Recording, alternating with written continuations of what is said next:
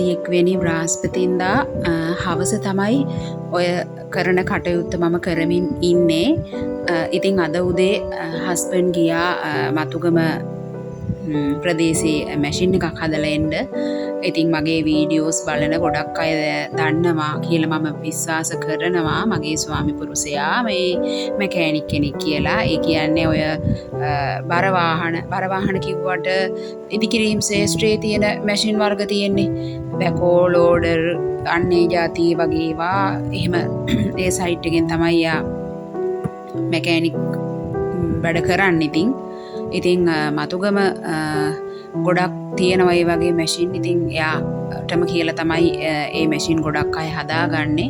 ඉතින් අදත් ඒ වගේ කටයුත්තක් රාජකාරී කටයුත්තක් තිබිලා එයා උදේ ගියා. ඉතින් ගෙදරත් ඇත්තටම කරවල ඉවර වෙලයි තිබුණේ. අර ඊට පස්සේ තමයි මේ කොහොම හරි කරවල හොඳට තිබ්බ තැනකින්, ඒ කියන්නේ අපි දැන් එක තැනක් කියලා නියමිත කරගෙන නෑ මේ තැනින් තමයි අපි කරවල ගන්නෙ කියලා. නමුත් අර ඉතින් තැන් කීපයක් අපි දන්න තැන් තියෙනවනේ මෙන්න මේ තැන්වල නම් මේ වඩු හොඳයි ක්වොලිටි කියලා. ඉතින් ඒ වගේ දන්න තැනකින් තමයි ඔය කරවල වර්ග කීපයක්ම ගෙනල්ලා. ඉතින් එයා එහෙම ගේනකොට ටිකක් වැඩිපුර ගේනවා. ගෙදර ඉන්නේ 3 දෙනෙක් වුණාට දැන් අපිට මාස 2-3ක් විතර සමහරට ඊට වැඩි වෙන්නත් පුළුවන්. ඊට වැඩි වෙන්නේ නැති වෙයි බොහෝ දුරට. කොහොමත් මාස 2ක්වත් නම් කරවල කනවාමයි. මොකද එක දිගටම කරවලම කන්නේ නෑනේ ඔය අතරේ මස් මාළු බිත්තර. ඉතින් ඔය හැමදේමත් අතරනේ කරවල ඉඳලා හිටලා වගේ වේලකට එකතු කරගන්නේ. ඉතින් ඉන්නේ 3 දෙනයි. ඉතින් ඒ හින්දා කොහොමත් මාස 2ක් නම් කොහොමත් ඔය කරවල අපිට ඇති. ඉතින් මම දැන් අර අයිස් කප් වලට තමයි කරවල ටික දාගන්නේ. නමුත් අයිස් කප්ම ෆ්‍රිජ් එකේ ගොඩ ගහ ගන්න බෑනේ. ඒ හින්දා මේ බල කරවල කපලා දාපු අයිස් කප් එකේ ඉති වෙලා තිබුණා ඊට කොටසක්.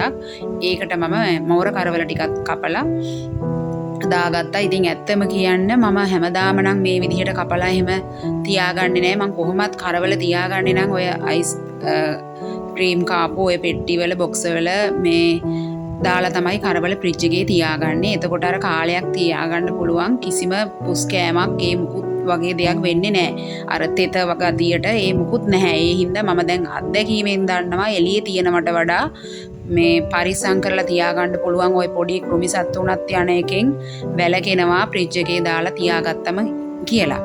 ඉතින් ඒ හින්දා මම කාලෙක ඉඳලා මේ අයිස් කප් වල දාලා ෆ්‍රිජ් එකේ තමයි තියාගන්නේ. සමාවෙන්න කටහඬ පොඩ්ඩක් හරි නෑ, සනීප මදි ගතියක් තියෙනවා ඒකයි. ඉතින් කොහොම හරි මේ අර දැන් වෙනදනම් මම ගොඩාක් වෙලාවට එහෙම ඉඳලා හිටලා මම කපලා එහෙම ලේසියට දාගන්න අවස්ථාවක් තියෙනවා. එහෙම නැත්තම් ඒත් ෆ්‍රිජ් එකේ තියෙනවා. නමුත් මම මේ අවස්ථාවේ හිතුවා නෑ අද නම් කරවල ටික කපලම මේ තියාගන්න ඕනේ. මට එතකොට ඇත්තට මේක ගොඩක් ලේසි.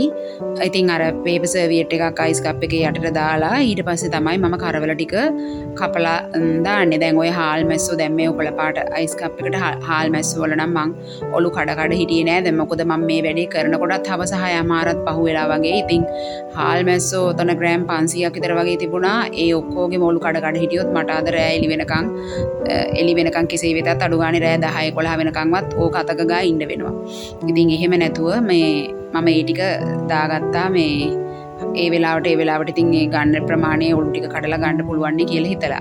ඉතින් ඊට පස්සේ මට දැන් සැරින් සැරේව කප්පල තියෙන අමතක වෙනවනේ. ඒ හින්දා තමයි මම මේ අර මාස්කින් ටේප් එකක ඒක අලවලා ඒකේ ඉතින් අර ලියලා ඉවර වෙලා නම් ටික ඊට පස්සේ සෙලෝ ටේප් එකකුත් අලවනවා. ඒක නැත්තම් අර තෙත් ගතිය ආවහම මේ මැකෙන්න බලන එක කෙසේ වෙතත් ඔය කොලේ ගැලවෙන්න බලයි කියලා හින්දා. ඉතින් ඒ විදිහට මම ඒ කටයුත්තත් කරනවා. ඉතින් මේ වෙලාවේ මම ওই වැඩේ කරනකන් හස්බන්ඩ් ඉතින් ඉඳගෙන බලාගෙන හිටියා. දැන් අද දවසේ ගිය ගමනේ විස්තරත් කිය. ඉතින් දුවත් ඔය අතරේ ඇවිල්ලා පොඩි සපෝට් දෙනවා. මේ ඉතින් ඒ විදිහට තමයි ඔය කටයුත්ත කරගත්තේ.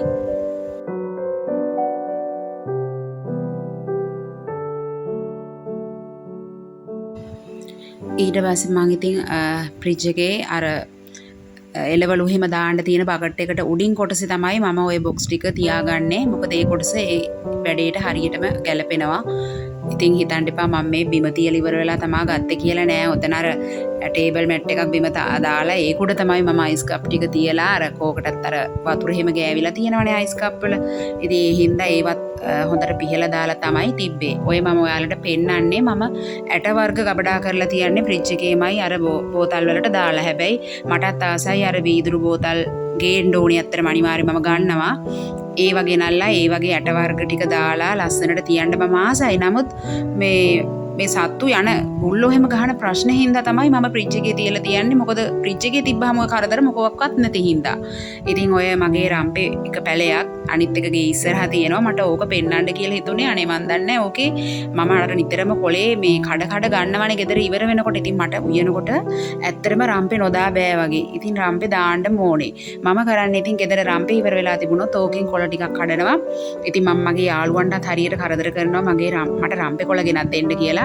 ඉතින් එයාලා මට ගෙනල්ලා දෙනවා. මම හැබැයි මගේ ගහ ඒ ඔය කොළ චුට්ටක් කඩන්න නැතුව කාලයක් හිටියානම් මට හැබැයි ඕක ලොකු කරගන්න පුළුවන් වෙයි කියලාත් මට හිතෙනවා. ඉතින් ඔය පෙන්නන්නේ මගේ ඇන්තෝරියම් පැල ටික. ඕ වගේ කොළ දැන් කහ පාට වගේ වෙලා ඔය පේනවනේ මල් එහෙම හරි සරුවට හැදිලා නැහැ.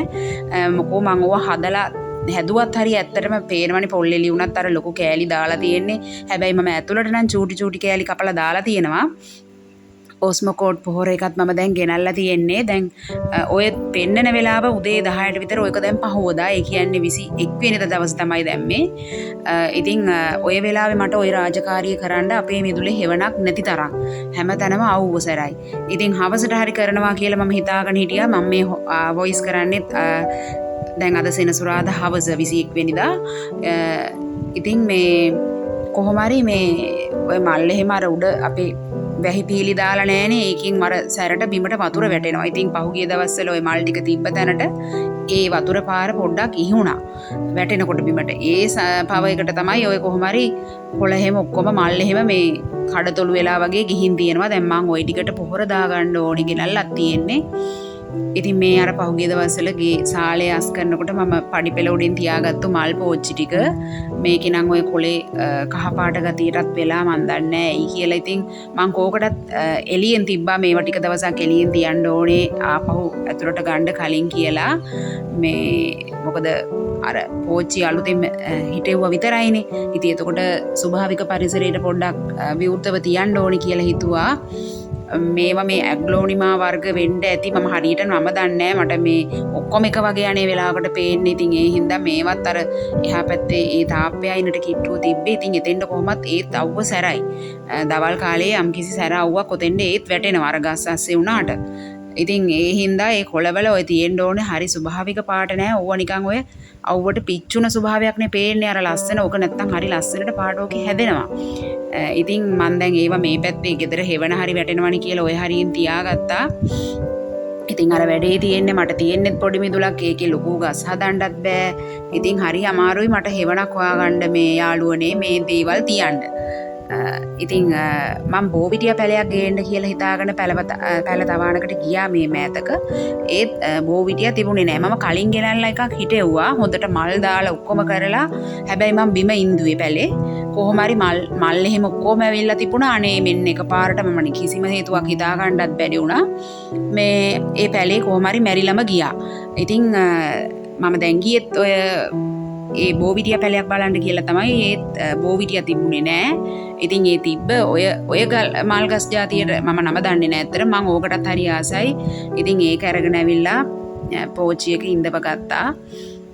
ඉතින් ඒ අතරේ මට හිතුණා මගේ කුස්සියේ පොඩි මල් වාසයක් තව තිබ්බනම් හරි කියලා. ඉතින් කෙලින්ම පැන්න අල්ලපු අත්තට ඒක කිසි ප්‍රශ්නයක් නෑ. අල්ලපු අත්තේ අලක ලිඳක් තියෙනවා. ඒ ලිඳ ළඟ ඕන තරම් ඔය වගේ පැල జాති තියෙනවා. ඉතින් මම ඒක ගලවගෙන ඇවිල්ලා පරණ වීදුරුවකට දාලා ඔය වගේ එතන තියලා හැඩ බැලුවා. ඉතින් මම හිතනවා ඒක එතන ටිකක් ලස්සන වුණා වගේ කියලා. ඉතින් මොකක් හරි හැට පේනකොට ඕක වෙනසක් ඉතින් දකින්න මොන හරි දෙයක් කරන්නම තමයි හිතෙන්නේ. ඉතින් ඔය දැන් මගේ උතන පේනවනේ ඔය ටී කෝණ එක. ඒකේ ඉතින් මට අර shopping කරා වුණත් මං කිව්වනේ මට බෝතල් ටික ගන්න බැරි වුණා කියලා. ඉතින් ඔය ප්ලාස්ටික් බෝතල් ටිකක් තමයි මට තාම උතන ඒ හින්දා තියාගෙන ඉන්න සිද්ධ වෙලා තියෙන්නේ. ඉතින් බලාපොරොත්තු වෙනවා මට දැන් කුස්සියට යන වාරයක් පාසා මගේ ඔයාලා කිව්වට විශ්වාස කරනවද දන්නේ නැහැ. ඒක මාර පිස්සුවක්. ඉතින් කිව්වට බෑවුවා මේ අපිට තියෙන එක එක්කෙනාට තියෙන එක එක ලෙඩ. මට නම් ඉතින් ඔය වගේ මානසික ලෙඩ හරියට තියෙනවා. ඉතින් ඕක දැන් දකින්න වාරයක් පාසා මට හිතෙන්නෙම අයියෝ මේකට දැන් කොහොමද බෝතල් ටික ගේන්නේ? කවද්ද දැන් මම යන්නේ ආපහු? කොහෙන්ද මම දැන් ගේන්නේ? දැන් පිටකොටුවෙත් මම බලපු ටික තිබ්බේ නෑනේ. බලපු මට කැමැත්ත තිබුණ එකක් කැඩිලත් තිබුණා. ඉතින් ආයෙ එතෙන්ට කවදා එයිද කියලා මේ මිනිස්සුවත් දන්නේ නෑ. ඉතින් මේකත් මේ ඇග්ලෝනිමා වෙන්න ඕනේ. මම ඒක නම් තාම ගේ ඇතුලේ තියාන හිටියේ ඉන්නේ. එයාවත් එළියට දාන්න ඕනේ දැන් තව දවසකින් දෙකකින්. ඉතින් මම ඔයාලට මේ පුංචි දෙයක් ඒ අතරේ පෙන්වන්න ඕනේ කියලා මට අහම්බෙන් වගේ මේක මතක් වුණේ. මගේ සාලේ මම අර වෙනස් කරපු දවසේ ඒ වීඩියෝ එකෙත් ඔයාලා දකින්න ඇති මම පෙන්නුවා අර බිත්තියේ තියෙන බිත්ති සැරසිල්ල මම කරපු කතිර මැස්ම නිර්මාණයක් තව තියෙනවා මම පෙන්වන්නම් දවසක කියලා. ඉතින් යාළුවනේ මේ තියෙන්නේ මේ නිර්මාණ කීපේ තමයි. ඉතින් ඕවා දැන් ටික කාලයකට කලින් කරපු ඒවා වගේක්. ඉතින් මම ඒවා රාමු කරන්න නම් උනන්දුුනේ නෑ. අල්මාරිය ඇස්සේ ගහලා තියෙනවා. ඉතින් ඔන්න ඔය නත්තල් සීයාගේ එකත් ට්‍රේ එකකට දාන්න කියලා ඔය පැලවත්ත පැත්තේ මිස් කෙනෙක් මට ඒ දවස්වල කොහොම හරි කතා කරලා මට ඕක මහලා මේ ඊට පස්සේ කොහොම හරි එයා මට කිව්වා එයාට එන්න විදිහක් නැහැ කියලා ඕක ගෙනත් දෙන්න කියලා. ඉතින් හස්බන්ඩ් කැමති උනේ නැහැ මම එහෙම කොහෙවත් ගිහිල්ලා අඳුරන්නේ නැති අයට ඒ වගේ ගනුදෙනු කතා එහෙම කරනවට. ඉතින් එයා කියන දේ අහන්න එපැයි. ඉතින් ඒ හින්දා මට ඒ මිස්ටර් එක ගිහින් දෙන්න හම්බුනේත් නෑ. ඊට පස්සේ ඒ කනෙක්ෂන් ඔක්කොම වගේ නැතුව ගියා. ඉතින් ඔය තියෙන්නේ මේ ඒ මං අතින් නිර්මාණය වුණු නිර්මාණ කීපයක් තමයි. ඉතින් බලාගෙන යමු. මට මැසේජ් කරන්න, කමෙන්ට් කරන්න. ඒ වගේම මං ආදරෙන් බලාපොරොත්තු වෙන ඔයාලගේ ආදරණීය කමෙන්ට්. ඉතින් ඒ කමෙන්ට් ඇතුලේ මොනවා තිබ්බත් මම තරහ වෙන්නේ නෑ. ඉතින් මට ලයික් එකක් දාලා මාව සබ්ස්ක්‍රයිබ් කරපු නැති කෙනෙක් නම් වීඩියෝ එක බලන්නේ මේක සබ්ස් කරලා මට පොඩි කෘතගුණතාවයක් දක්වන්න කියලා මම ඉල්ලනවා. මාව එහෙම සබ් කරපු නැති කෙනෙක් බලනවා නම්.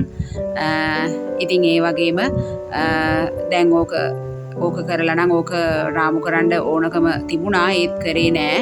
ඉතින් මේ නිර්මාණය මට මේ මේසෙ උඩ තියලා නම් පෙන්නන්න හරි අමාරුයි යාළුවනේ. මොකද මේක අඩි 6ක් විතර ওই නිර්මාණය දිගයි. මම මාස 6ක විතර කාලයක් ওই නිර්මාණය කරන්න ගත කරා. ඒ මොකෝ දුවත් එතකොට කොහොම හරි පුංචි පන්තියක හිටියේ 1 2 හෝ 3 වගේ. ඒ වගේ වයසක එයත් හිටියේ. ඉතින් එයත් එතකොට දවල් 11ක වගේ 12ක වගේ වෙනකොට ඉස්කෝලෙන් ගන්න ඕනේනේ. ඉතින් ඒ ගන්න අතරේ කාලේ තමා උදේ වරුවේ හවස චුට්ටක් කොහොම රෑ එක්කෝ තමයි ඔය ඒ කාලේ හරි පිස්සුවක් තිබුණා. කතිර මැස්ම නිර්මාණය මෝස්තරයක් දැක්කොත් ඕක මහන්නම තමයි හිතෙන්නේ. ඉතින් ඒ විදියට මහපු නිර්මාණයක් ඕක අඩි 6ක් දිගයි. රාමු කරගන්නත් ඉතින් ලොකු වියදමක් දරන්න වෙන හින්දා මම ඒක කරෙත් නැතුව ඕකත් ඉතින් පැත්තකට කරලා තියලා තියෙන්නේ. ඉතින් බුදු සරණයි මගේ යාළුවන්ට. ගොඩාක් ආදරේ මගේ වීඩියෝ බලන සියලුම දෙනාට සහ නොබලන අයටත් මං ඉල්ලා සිටිනවා මාව බලන්න. මේ අහම්බෙන් හරි දැක්කොත් මාව සබ්ස්ක්‍රයිබ් කරලා දිගටම මගේ වීඩියෝත් එක්ක එකතු වෙන්න කියලා ආදරෙන් ඉල්ලා සිටිනවා. බුදු සරණයි මගේ යාළුවන්ට. ඊළඟ වීඩියෝ එකකින් ඉක්මනින්ම හම්බ වෙන්නම්. බුදු සරණයි.